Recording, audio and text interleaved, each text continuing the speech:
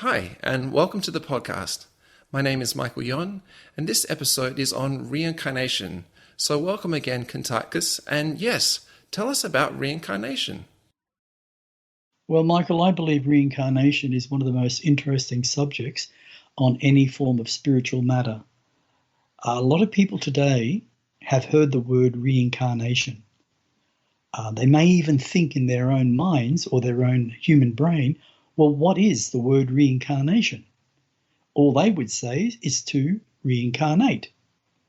What they don't seem to fully comprehend that it's a little more complicated than that.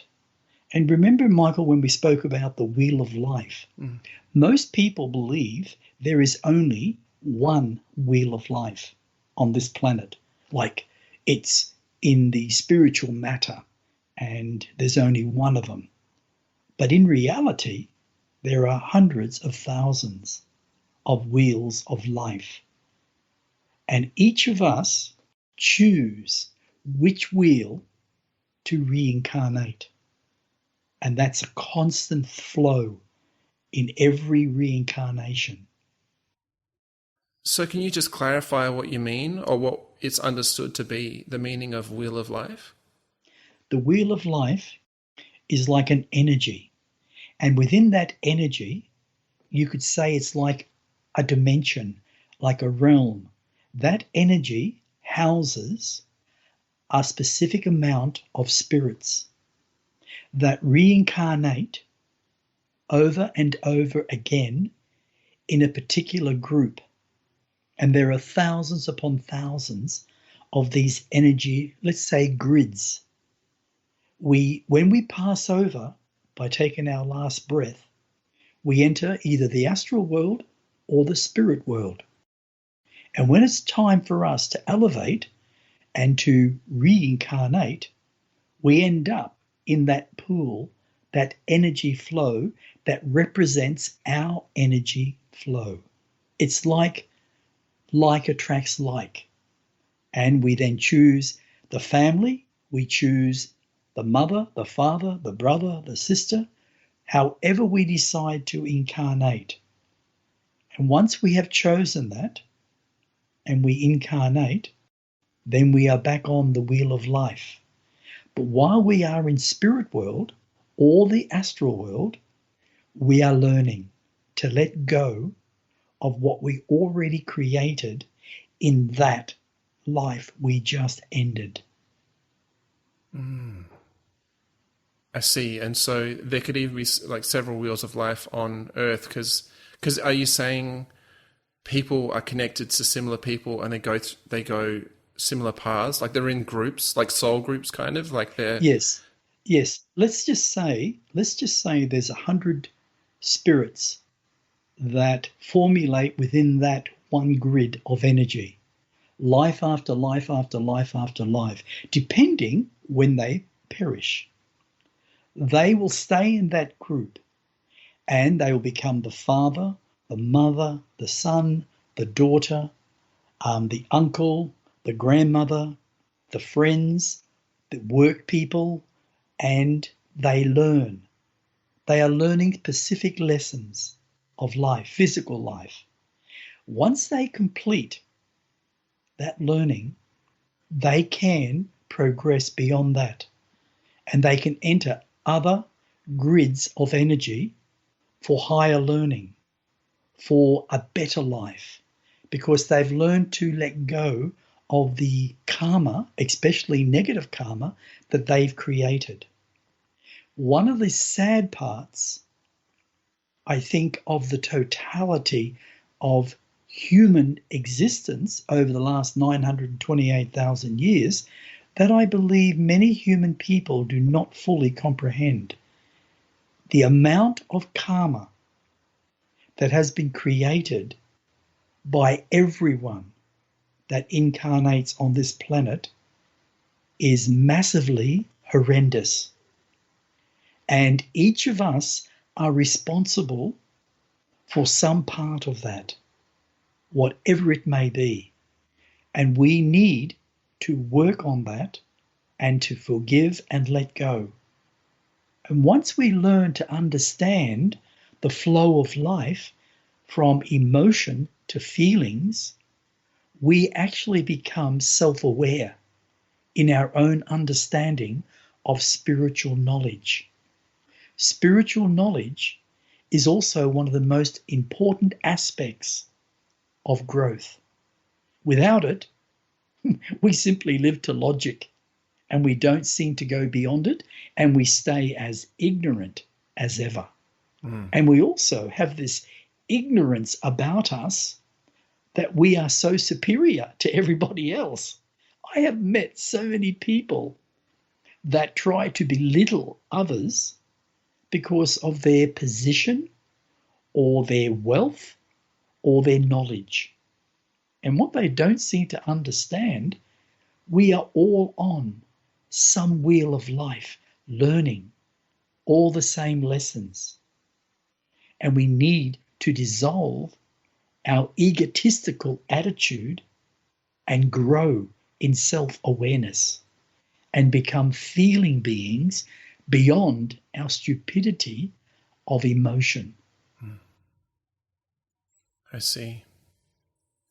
And in the simplest form, I guess, like as you're going along in this way, around and around, incarnation after incarnation, it's a letting go of the old and the negative and just an embracing a more loving, open way. Is that a really simple way of... Absolutely. In other words, grow beyond what you just said and simply flow with life. Don't struggle. It's like swimming in a river. If you swim against the tide, you'll eventually become so tired and you'll possibly drown. But when you swim with the river, you'll get to the same destination. It may take a little longer, but you'll survive and you'll grow from it. Speaking of growing from it, what is the purpose of reincarnation? Simply to go back to the self-awareness of where you've come from originally. You see, if we went back trillions of years, and I'm talking trillions, and we could possibly see what eventuated when the first spark of a living cell had the first thought of what am I? Why can I suddenly think? Why do I feel as if I'm the only one thinking something? They have evolved. Those cells of living energy have evolved over trillions of years. And there are millions and millions of universes that have all different forms of life. They also want to evolve back to what they once were, but to have the experience of all that knowledge of life. If you look at my father, Yarkis Kardis, billions of years old, he's been around. And look at him, he can do anything. We have that same ability within our cellular structure, not our human brain. The human brain is simply data storage. Yes, you can grow new pathways within your brain and grow, but it's still data storage. The real power within us as a human being is our mind, because it is pure living energy that has evolved beyond all things and are directly connected to our essence of our soul. And that's where all knowledge exists. If we can learn to go beyond the physical, say every time we perish as a human being, we would then take that knowledge back with us into our new incarnation and become similar to what the Nakarons are. They can remember and recall every single lifetime. of their existence over the last 27 million years of their evolution. And it literally helps bring the balance, the knowing that you don't have to live in ignorance. You can go beyond it and become feeling beings of the heart. And you can live in the most blissful way from the heart. You don't need the ego to do what has been done throughout human history with all its violent wars, its rapes of women, and then murders of children, right throughout human evolution. That's why humanity is finding it hard to let go. And that's why humanity is incarnating over and over and over and over again. And it will never stop until we have a spark within us that says there's got to be more. And we start each searching within ourselves where the real truth lies, not what is out on the surface that our human eyes can see. It's what's within us. And what about those times in between our physical lives when we're going into, say, the astral, the spirit world? Can you tell us about that? And also, what's it like to potentially grow and become aware there as well, in between our physical lives? Well, let me use myself then as an example. If you could see through my eyes, let's just say, or if anybody else on planet Earth could lock into my vision and see what I see when I leave my body and create a body within spirit world, the things that I do in helping those that are stuck, it's like they're stuck in a crack and they just can't get out or can't just budge that door enough to see the light beyond that thought of where they are. They would start to open their minds to a much bigger picture of what can be done and what can be achieved. When you're in spirit world, there are many who can't do much at all, who are stuck. And they can be stuck there for 10 years, 100 years, 1,000 years, 50,000 years of human time. But in spirit world, time doesn't exist anyway, so it doesn't really matter. What I have learned to do, Michael, when I'm physically awake, is to believe beyond all things that I can do whatever I want to do in spirit world. And when I go to bed, I think along those same lines. So when I'm in spirit world or the astral world, I can create anything. You can create buildings with a single thought, just through your imagination. It's like believing in what you're seeing within your imagination. Imagination is the greatest gift that's been given to any species, to humanity. We use it every single day in our daily lives, but we don't give it credit or ourselves credit to what we can create physically or spiritually. When I'm in spirit world, I do lots of magic. The reason I spent the last 51 years of my human existence on this planet is to prove to those in spirit world that magic is real. So when they decide to reincarnate, that thought of the knowing that they've witnessed it is locked within their cellular memory. And something, even like going to a magic show when they're in their 20s or 30s or 40s or 50s, it can literally activate that memory just by witnessing someone doing some magic. Yes, it's illusion, but it can still trigger it off. So what I've actually helped with is their evolution, in a way.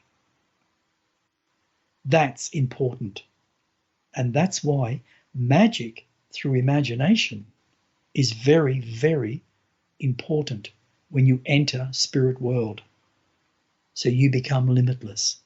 So when you incarnate again, Michael, you start to believe that you are limitless. And you start to use your imagination. So the next life you have, and the next, and the next, so every time you reincarnate, your awareness is growing on a sub level. But eventually, you will become fully aware of what you are, who you are, and what you are capable of. Because you step out of human ego, of negative emotion, into becoming a feeling being of the heart chakra. That's real incarnation. And that's I mean that's the purpose to, and then you become off the wheel. You're out of the grid. Your options are more open. Absolutely. I think a lot of people some people are very aware of that. A lot of people, like, it became a bit of a buzzword, the idea of ascension. But there's so much here and now that we can work on before getting there. So there's so much to focus on. 100% true, Michael. One thing you just said a very interesting word, ascension. I just need to say this, and this is no disrespect to anyone on this planet that believes in it or is attempting to create it, but you have to look at human life. The cause and effect syndrome. Whatever you create in life, negative or positive, must be uncreated somewhere in your incarnations. So you can never ascend, and I mean never, never ascend, unless you are a fully balanced human being that not only has the knowledge, but has experienced it fully, physically and spiritually. Yeah, I see. So it made me think when you were saying that, is it that you clear up all your earthly karma and therefore you're at a level, literally, as you said, you're very aware of it to be able to ascend? Are you clearing out all your karma? Does that make sense to say it like that? That is 100% correct. Oh, really? It's like if you have a diary, have a 12-month diary, and every day you write in it. What do? You complete, or you try to complete, what you've written on that day, say Monday. You try to complete whatever you need to do. And if you don't, a sensible person would write what they never completed into Tuesday, and so on. And that's how it would go through the 12 months of the year. You would be completing your duties. Now, with karma, there is good karma and there is negative karma. Most of the time, we create negative karma. Our thoughts are shocking sometimes. We think about who we are in a very, very low way. And that creates our own self low karma. And we have to learn to change that. And the only way to change is to change our thoughts. Because when we think a thought, we either think it about ourselves or we think it about somebody else. And what we have to realize, thoughts are energy. You, as an individual, are energy, total energy, living energy. The only difference is you believe you're living in a physical body. But you still have that thought, which is energy. And when you think of a thought so many times throughout the day, you literally project it and it travels to the person you're thinking about, negatively or positively. So we have to change what we are thinking when we send it out, negatively or positively, because it affects us karmically.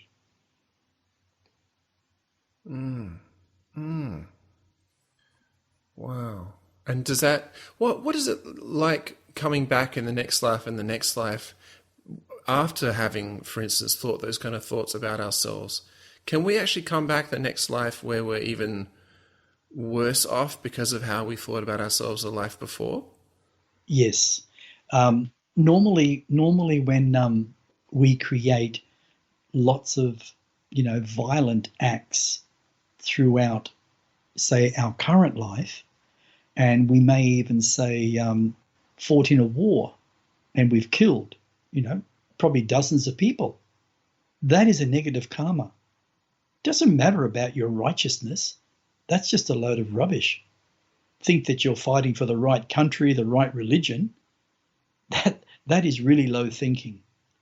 We have to change our thinking that we cannot just take a life. Now, if someone is fighting or harming, say, one of your family members or your friend, and they're not capable of, say, looking after themselves or defending themselves, yes, you have every right. And if that person has got a weapon, you have every right to fight for your life and your wife, your child, or your friend.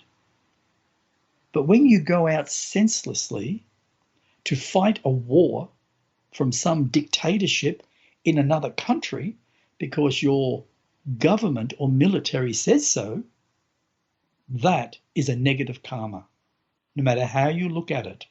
Murder is murder when you go out directly to so-called defend. And you've got to ask yourself the question, what are you defending? So you create negative karma. And that does affect your current life. And if you don't deal with those emotions in forgiveness and seeing what you've actually done is not right, you carry that not just into the astral world or the spirit world. You will come back in incarnation and you will go through a karmic clearance again until you come to an understanding, a balance, that this is not the way you are meant to be. And it's a hard one, Michael. It's a really difficult one because we have so many so-called dictatorships out there. My wife was telling me, Michelle was telling me about this country, some Asian country, has a dictatorship, and the military went out, and this dictator just gave the orders because they were protesting to shoot them. And apparently several hundred people were shot dead. Oh no. Shot in the head. There was children, women, men, and no one really came to their aid. Now, that is really negative karma on that dictator, as well as the soldiers that listened to the stupid orders. It's just ridiculous to kill life. Life, Michael, is so precious. And I admit we have evil on this world to help us deal, I suppose, with the balance of life. But eventually, the only way to grow as an individual or a mass society is to remove the evil. If you choose to grow consciously, you can't grow consciously if there is evil lurking constantly. It just doesn't work. It's like if you want to give up smoking and you live with 5 smokers and they're all smoking around you. And here you are sitting in the same room because you're living there and all you smell is smoke and you're taking it in at the same time. Well, you're never going to give up smoking. It's the same principle. So reincarnation can be a very, very touchy subject to many people. Yeah, I was reminded of something you told me a while back about, not that I want to get into Hitler in any big way, but could you explain what you explained to me about his following lives? Because that I think is very interesting. Are you saying to describe his following lives? No, not Because to describe. no, I mean, if I say what you told me, it was something like Hitler to balance out the karma oh that he had yes, yes, created. Yeah, do you want to go on from that? yes, yes, yes. Um, a lot of people don't realize the circumstances of a man called Adolf Hitler. He rose up in power around about 1933, and everybody just loved him. But Hitler was growing within his own human brain an issue, and there was pressure placed upon his brain, and it was a tumor. And that caused him to have violent outbursts every so often. Now, Hitler was a funny man. He gave power to very evil Nazi men who abused the privilege of being under Hitler's authority. Now, Hitler basically was the cause of nearly 69 million human people to perish in the Second World War. Now, his karma, the effect of what he's done, is not only with all the people that followed him, they'll have tremendous karma for all the shootings and murder and the rapes, the children. There was about 1 million children, 1.25 million children, that he literally took away from parents in his time of being in power and brainwashed them. And most of them ended up as Nazis for his regime. Now, his karma will go on for thousands of years. In fact, he could probably have to live another 50 to 100,000 lives on this human planet for him to actually come to balance with his karma that he's created. And that's a very long time. Well, didn't you say right now there's several, like over 100 of his, like his soul has split up his spirits, Yes, so that yes. can you mention that? Are you saying that they're spread all over? Yeah, is that what I was saying? Yeah, ages ago you mentioned that he was living. Sorry, that yeah, there were several spirits of his that were living probably not so great lives, so that the karma could be balanced out. And I just remember you saying Oh, something yes, like a, yes, yes, a yes, hundred yes. of them Okay, all at once. Yeah. okay, yeah. What actually happens with a lot of the soul of spirits, they can actually give out many, many facets, and those facets can go all over the world, or even in one country, even in one family group, and they literally come together to work out specific karma for the good of all. Now, with Hitler, about 100 different entities, which are spirit facets from the soul, they're all over the world. But in reality, some of them could actually have been in Germany when Hitler was in power through the Second World War. And some of them could even be the Nazis, some of his worst enemies. And even his mistress could have been a facet of him. I could find that out. And she was a very, very evil woman. And that was all kept nearly secret.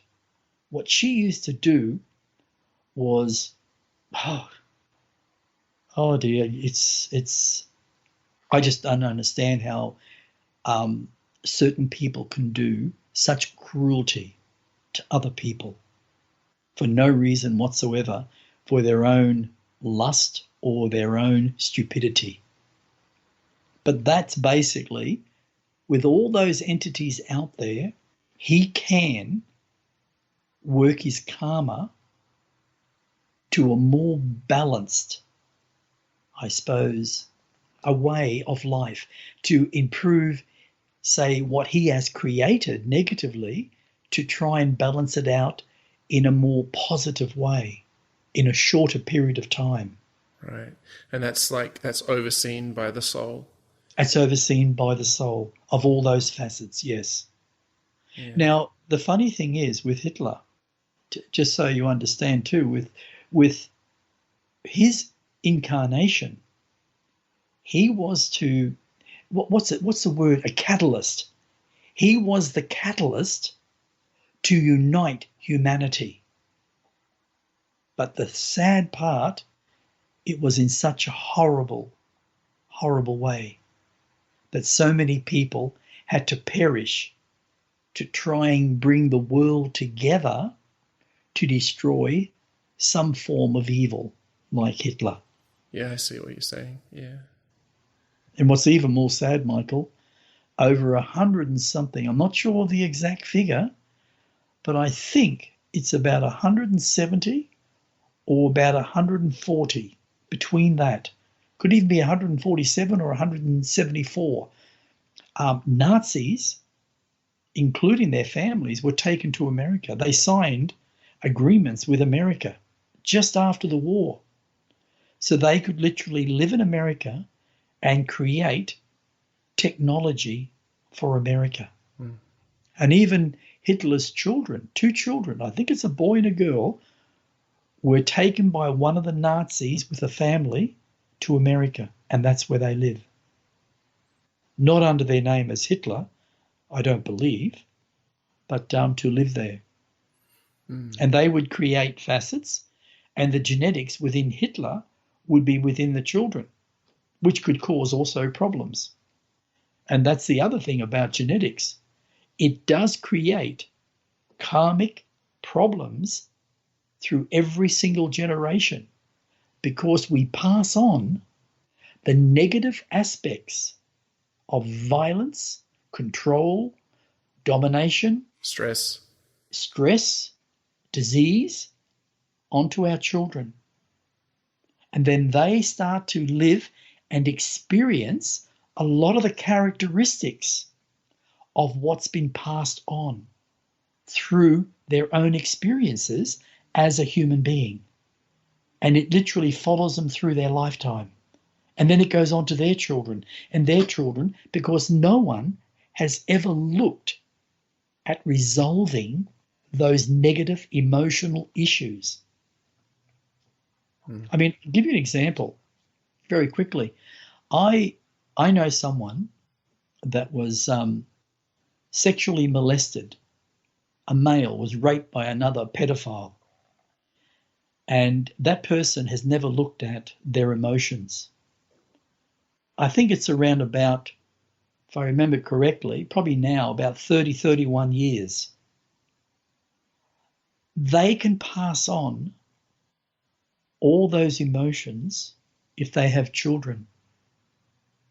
And because they haven't looked at and buried those emotions, it can come out in their children, and they can end up experiencing the same horrific, horrible experiences what their father or their mother had experienced. Yeah, like attracts like.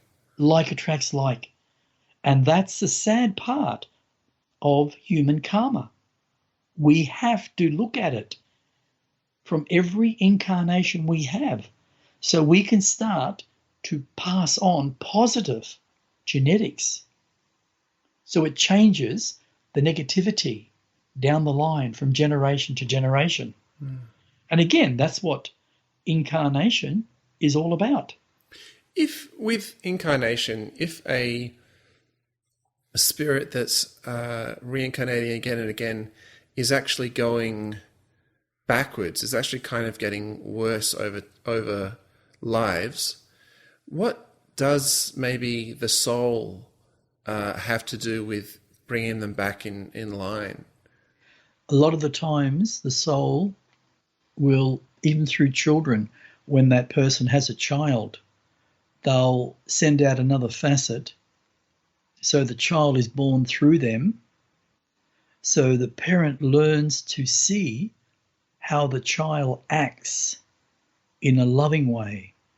It will have sometimes a really understanding nature towards the parent to show them, and sometimes the child might have really negative experiences as they're growing up to show the parent that they need to learn to let go of their own negative emotions that they've experienced. Wow. It works all in different ways. Yeah. The soul is, I wouldn't say the soul's intelligent, because I think the soul has no understanding of what intelligence is. The soul is pure bliss. It has all your experiences from all the lives that it has sent out as facets within its own energy fields. It doesn't feel negativity. It doesn't feel positivity. It literally exists in pure bliss. But it gathers information, just like a computer when you put in the data. It gathers that information and it stores it. It's unbiased. The computer doesn't say, hey, stop putting all this negativity into me, does it? No. And the soul is exactly the same. It's a gatherer of information for its own evolution. And what's really interesting, Michael, in 1,000,000 years or 1,000,000,000,000 years, the soul might decide that's it. It's not going to send out any more facets for incarnation. And it might turn around and become what Yakis is, an infinite being that is limitless and endless, and take on form itself and become a creator. Has that actually happened before? Yes, it has. Wow, that's so different. Yeah, there is so much, Michael, that is limitless. And we need, as human beings, not human animals, we need to expand our whole understanding of the existence of what can be, and realize that there is so many different avenues for us to take as a species, as a being, whatever we wish to do. Speaking of avenues, is it possible to come back as a spirit guide to another reincarnated spirit? 100%. Right. Could you talk about that? Yeah. I've actually done it myself when I lived on Nakaris. When I lived on the planet Nakaris, I decided not to incarnate. And I had a very strong feeling. And I became a guide to Nakris. Ah. And what's really interesting about like Kuntarkis, Kanag, Nakris, Kalusha, that name on the planet Nakaris was within every lifetime that they had. Oh. Every single lifetime. Yakis made it that way for identity. So the people of Nakaris, called the Nakarons, would know within that family line that that is Kuntarkis, that is Kalusha, that is Kanag, that is Nakris. They would know.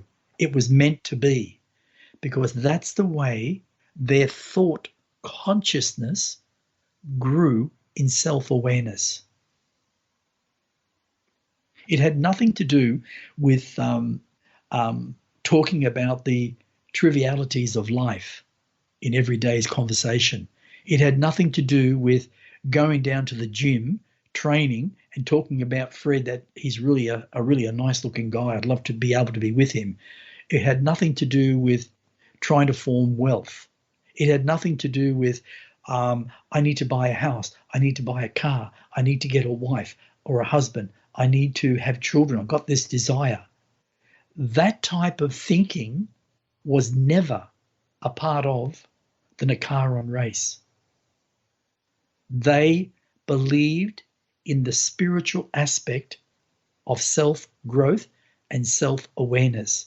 And they discovered the totality of what the universe and all the connecting universes were made of. And that is called living energy. Simple words, living energy. But within that living energy, it had developed over trillions and trillions of human years its own consciousness, which became thought consciousness. And so similar to, you don't call them soul groups, do you? But in the grid where you have several related friends and family or spirits that are related that you incarnate life to life, they also will show up sometimes as spirit guides. And can you just briefly explain how spirit guides affect our life, what effect they have in our life? Okay.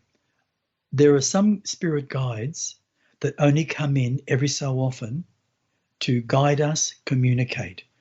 Most of us as human beings, we can have either one spirit guide throughout our entire current life as a human being, or we can have dozens, and some even hundreds. Spirits guides come in, and some of them, only some of them, which can be very few, can be with us most of our existence on earth and constantly encourage us to look at what we're actually doing with our thinking and what we are doing with our life by talking to us. If they talk to us constantly, some people call it chatter in the brain. Some people call it unusual sounds in the ears. High-pitched sounds suddenly pop in. And here, specialists will say that's just the ringing or the popping of the eardrums or something like that. Or like tinnitus. Yeah, something. But in reality, those high-pitched sounds can actually be a spirit guide trying to communicate with you. And the different frequencies just don't correspond with each other. One is vibrating too high to what we are vibrating. And sometimes it can take many human years for the two frequencies to actually interlock. It's an example, stealth fighter, and you've got these great missiles on this stealth fighter, and inside the cabin you've got this computer screen, and it's got a little square with like an arrow, not an arrow, like a little cross, like an ambulance van would have. And when you reach your target, it goes right on that target and it flashes whatever color, red, green, and that's when you press the button and the missile is locked on to whatever. And it's the same as the frequencies that are trying to lock in. And once they lock in, they're locked forever. And that's when the spirit can actually communicate voice, the sound of a vibrating voice, from spirit world to the human world. And you can literally hear it with your human ears. And suddenly you might think, because you're not aware of these things, it's a bad poltergeist or a bad ghost, or there are spirits in your head talking to you, telling you to do certain things. But in most situations, it's an innocent act, and it's actually your guide. And a lot of the times it's your main guide trying to talk to you to help you in your present incarnation as a human being, to help guide you. And if you learn to listen with your heart, just by closing down all the chatter and just listen and say, I am now here to listen, and I know that you are trying to communicate with me. And if you do that enough, then one moment in your life, you'll actually connect your frequency to what the spirit frequency is. And you'll hear it so clear that it could be a blessing for you. They might be trying to warn you not to go down a certain path or a street on a particular day or a particular week or a month, because it's going to be detrimental to your health and it will change your entire destiny, which could be fatal in a way. So we need, as humans, to raise our heart chakra so it comes into a loving vibration, which makes it easier to hear what these spirit guides are trying to tell us. Because we're too busy, Michael. We run around with our little bums on fire all the time, trying to complete so many tasks through the day. We're eating junk food all the time, food that is absolute rubbish for our human existence. It literally stops us dead in our tracks to communicate with any form of vibration beyond what we're currently in. You're saying the food stops us? Absolutely. Food does, because it's not living energy. It's literally nearly dead energy. It's a low vibration. And when we consume low vibrational food, it puts us into a low vibration. And it's very hard to come out.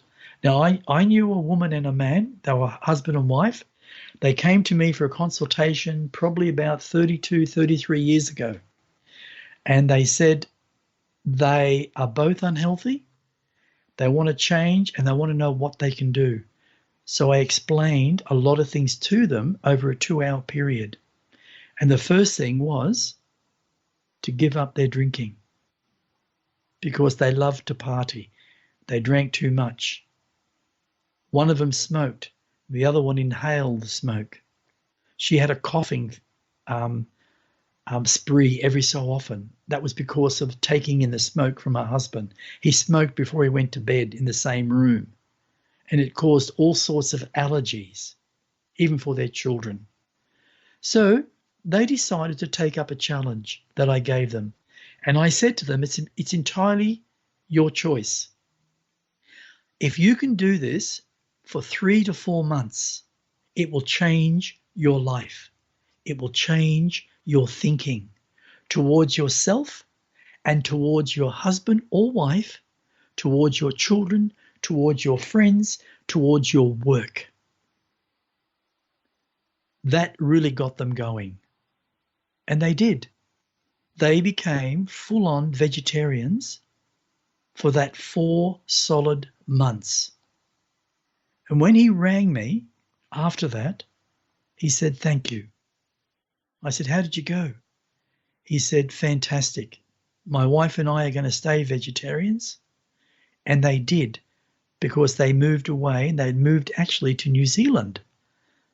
And they had family over there from a couple of generations. So they decided to move there and take their small business with them.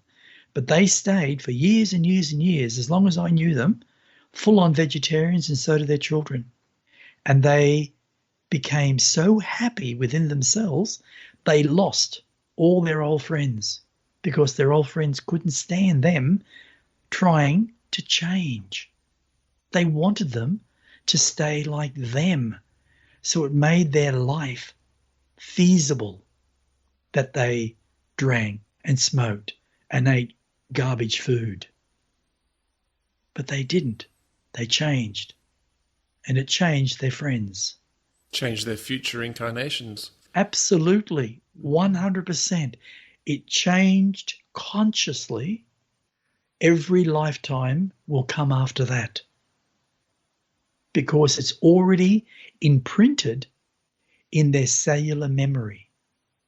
Not their DNA so much. Yes, it's in their DNA, But I'm talking on a sub-level, so deep, in those 4 quadrillion cells that a human being is made up from, that turns physical.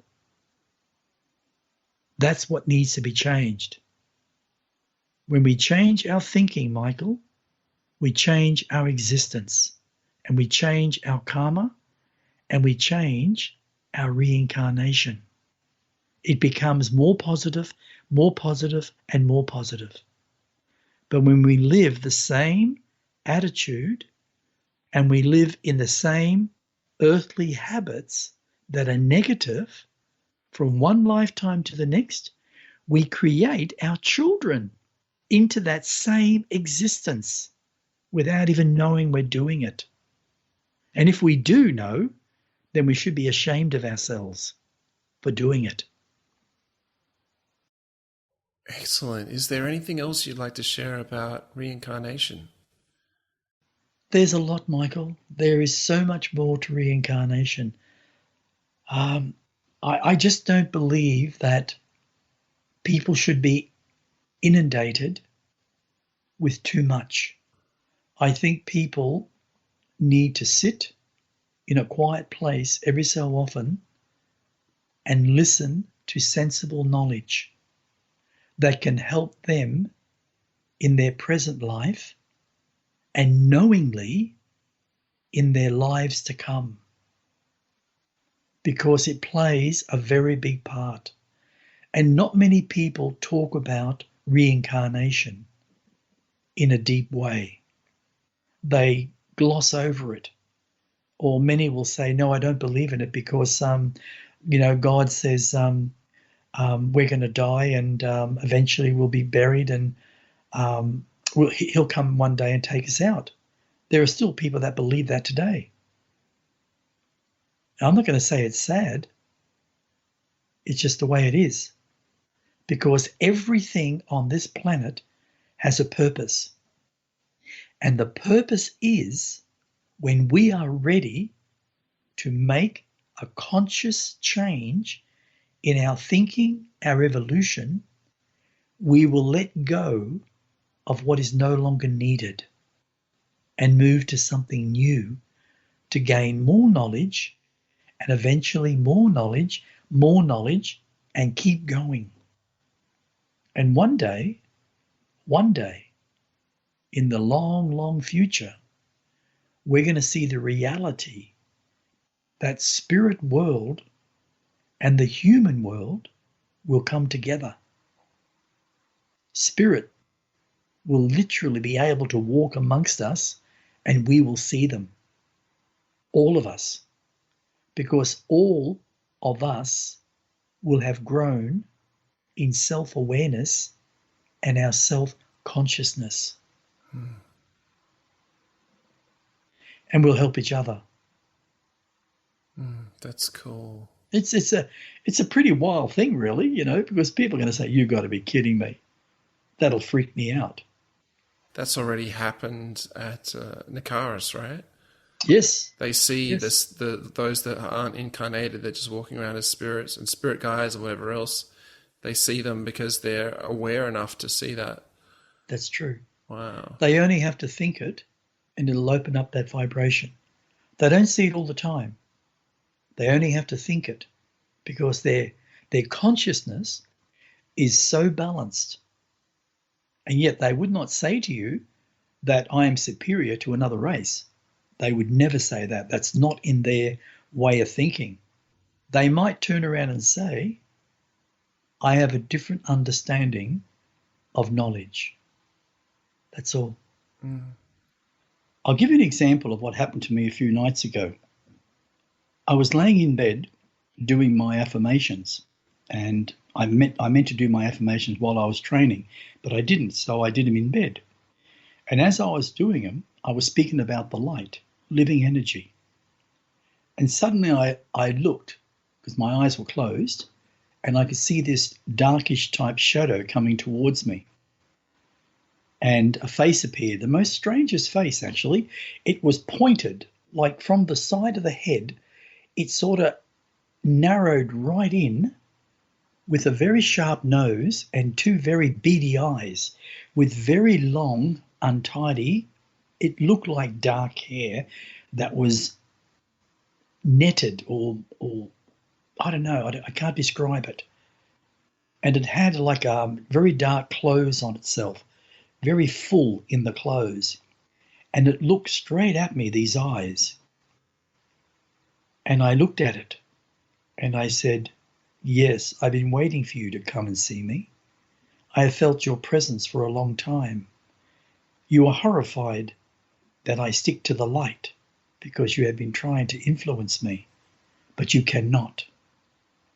I am of the light and I always will be. My heart only accepts living energy, which is pure light, pure love, that is unconditional. And I reject your energies of evil, black, murky, filthy. Come any closer," I said, "and you will burn in the light of what you are." And I just suddenly threw both my hands out at such great speed. You have never seen a spirit move back so fast, because they know when you are true of the heart and you speak of the light that is living energy, they know that your mind creates it 100%, and it will literally burst them into a flame. You won't see the flame, but that's what happens. They literally will combust. So they keep right away, but they never stop trying to influence your existence.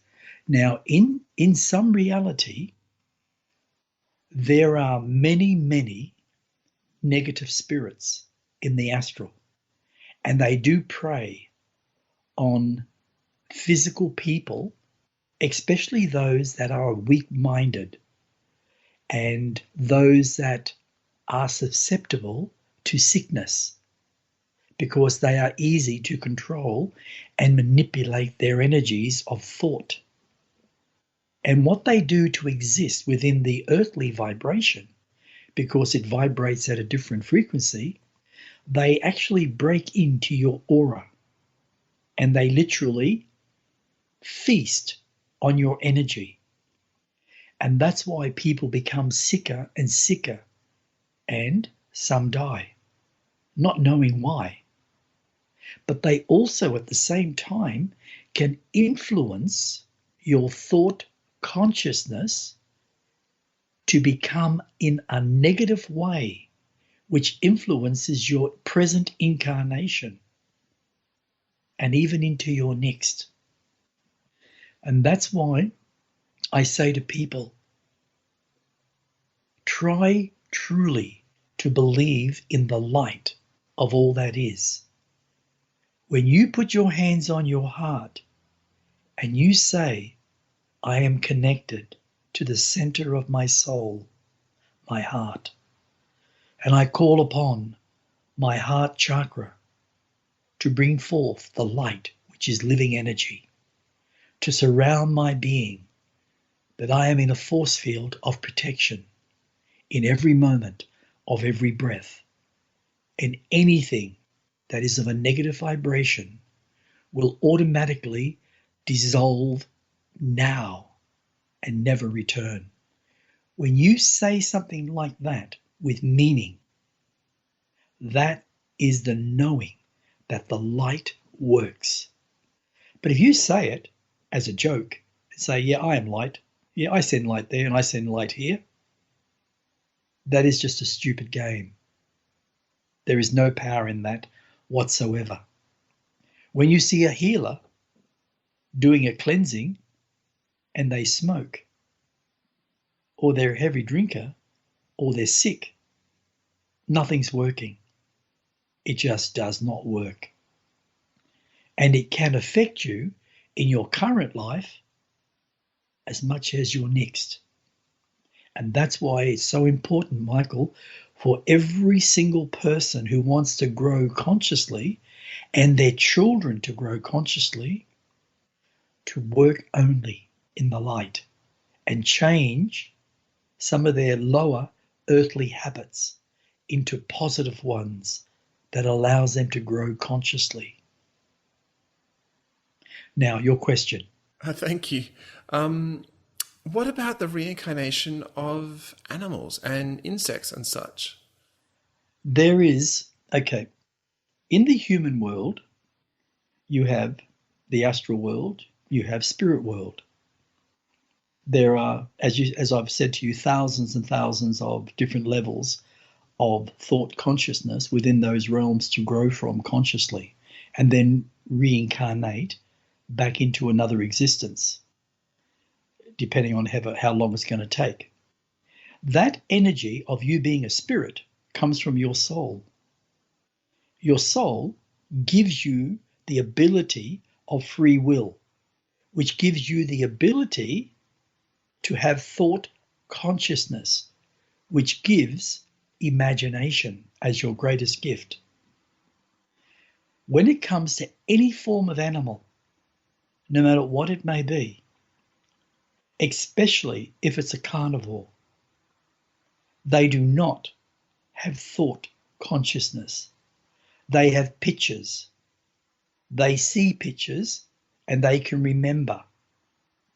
But over a long period of time, a lot of carnivore animals lose those pictures and they have to re-establish them. They have a pool of energy that Mother Nature brings forth all the animals from the sea to the lands into evolution. Nobody else does. That's how it is formulated. Now, when they decide, when that actually happens, because they don't decide, it is Mother Nature bringing the balance of the animal kingdom into existence. But because humanity slaughters well over 1 billion animals every year to consume, that alone, Michael, is creating horrendous karma for all those that are any part of it whatsoever. But the animal kingdom is brought into existence from the spirit that is within the earth called Mother Nature. And so, if a particular animal had a unique, let's say, negative experience in its life, is it possible that that same animal, its spirit, could come in a future life and still be affected? Like, do they literally incarnate again and again? Yes, they can reincarnate again and again. Some of them do come in and they may have experienced a really bad lesson with a particular human in some incarnation previously. And you've heard of where dogs have suddenly attacked for no apparent reason whatsoever. They normally wouldn't do that, but they've attacked a particular person and literally killed them.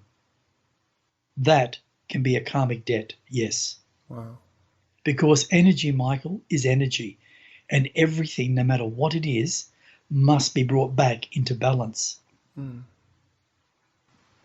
Okay, well, in closing, do you have any final words on reincarnation? I don't think I have anything else to say on that matter. The only thing that I would like to say and express is it's so important that we as a human species opens our mind and our hearts to the possibilities that there is so much more to existence. When we close our minds and our hearts and simply live in a logical world, we do not grow consciously. And that is total truth. We can't, because all we're doing is living an egotistical life. And there are many that actually live in that energy over and over and over again. But when we open our hearts and our minds, we begin to see the reality of something different. That's all it is, something different. to ponder on. Yeah, for sure. Well, thank you so much, Kuntarkis. You're very welcome, Michael. And if you have any questions about anything we've spoken about, or any suggestions or the like, please contact us by emailing kuntarkis@gmail.com. You can find out more about Kuntarkis and his books at etcconsciousness.com. So that's it for now. My name is Michael Yon. Thanks for listening, and stay tuned for more.